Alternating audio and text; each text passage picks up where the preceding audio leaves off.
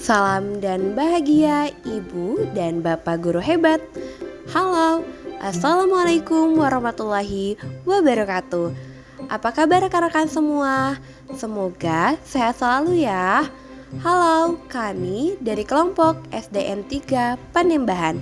Kali ini akan membahas tentang dasar pendidikan Ki Hajar Dewantara.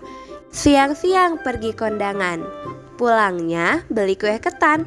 Sebelum kita masuk ke inti bahasan, mari kita saling berkenalan.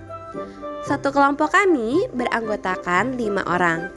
Aku Rahmawati, biasanya dipanggil Bu Rara, dan aku ditemenin oleh Bu Putri, Bu Rani, Bu Alit, dan juga para PIP.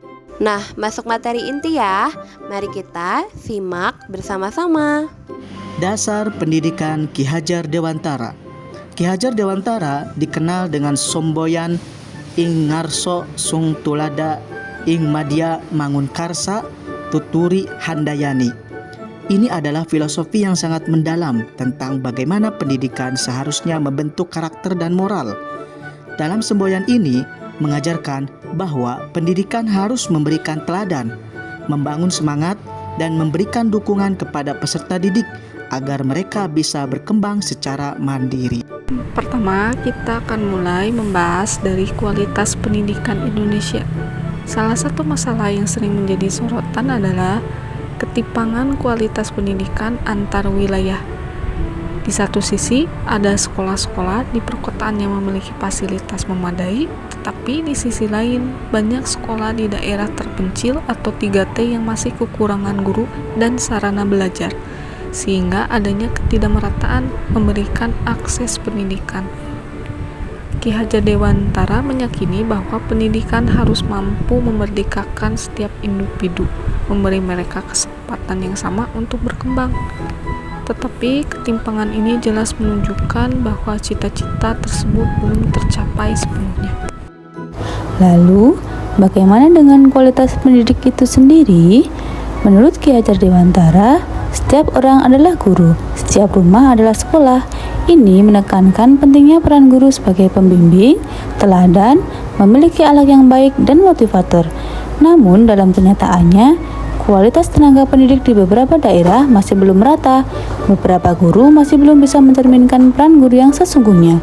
Padahal, itulah esensi dari pendidikan menurut Ki Hajar Dewantara. Kita juga dihadapkan dengan berbagai fenomena yang terjadi di lingkungan sekolah, yaitu kasus bullying yang marak terjadi di Indonesia. Ada 3 kasus yang diambil oleh kelompok kami. Yang pertama adalah kasus siswi yang dibully dan dipaksa untuk memakan roti isi tusuk gigi oleh teman-temannya. Kasus kedua yang terbaru adalah kasus penyiraman cabai yang menimpa seorang santri terjadi di Aceh Barat. Pelaku adalah istri dari pimpinan pondok pesantren yang menyiram seorang santri dengan air yang dicampur cabai sebagai bentuk hukuman.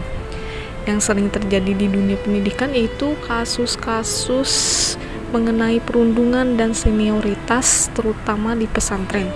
Seharusnya siswa mendapatkan jaminan kenyamanan dan keselamatan dalam menuntut ilmu, pengetahuan umum, dan agama. Namun, seorang santri berusia 14 tahun tewas setelah dianiaya oleh senior-seniornya di sebuah pondok pesantren. 4 pelaku yang terlibat dalam kasus tersebut telah ditangkap oleh polisi. Korban yang mengalami penganiayaan diduga mengalami kekerasan fisik berulang yang berujung pada kematian. Setiap kita mendengar berita bullying, kita bertanya-tanya, di manakah peran pendidikan karakter yang seharusnya membentuk moral peserta didik? Ki Hajar Dewantara selalu menekankan bahwa pendidikan bukan hanya soal akademik, tetapi juga soal budi pekerti. Peserta didik tidak hanya diajarkan untuk menjadi pintar, tetapi juga diajarkan untuk memiliki moral yang baik, rasa empati, dan tanggung jawab sosial. Sekolah seharusnya menjadi tempat yang paling aman dan nyaman untuk peserta didik, apalagi dalam pembentukan karakternya. Namun dengan adanya kasus bullying yang sering terjadi, justru sekolah menjadi tempat yang menakutkan bagi para peserta didik. krisis moral. Dan yang lebih mengejutkan adalah munculnya kasus-kasus tindakan asusila yang dilakukan oleh oknum guru terhadap peserta didik. Kasus-kasus seperti ini benar-benar mencederai makna pendidikan dan menghancurkan kepercayaan masyarakat terhadap institusi sekolah. Dalam pandangan Ki Hajar Dewantara, guru adalah sosok yang menjadi teladan, membimbing dan melindungi murid, bukan melakukan sebaliknya. Tindakan asusila yang dilakukan oleh guru bukan hanya melanggar hukum, tetapi juga menghancurkan prinsip pendidikan itu sendiri. Ketika seorang guru yang seharusnya menjadi penjaga moral dan integritas malah menyalahgunakan posisinya. Ini menjadi tamparan keras bagi dunia pendidikan kita. Dalam hal ini, perlindungan terhadap para peserta didik harus menjadi prioritas utama.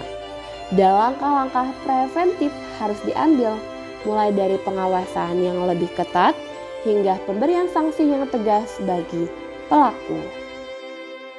Jadi, bagaimana kita menghadapi berbagai tantangan ini?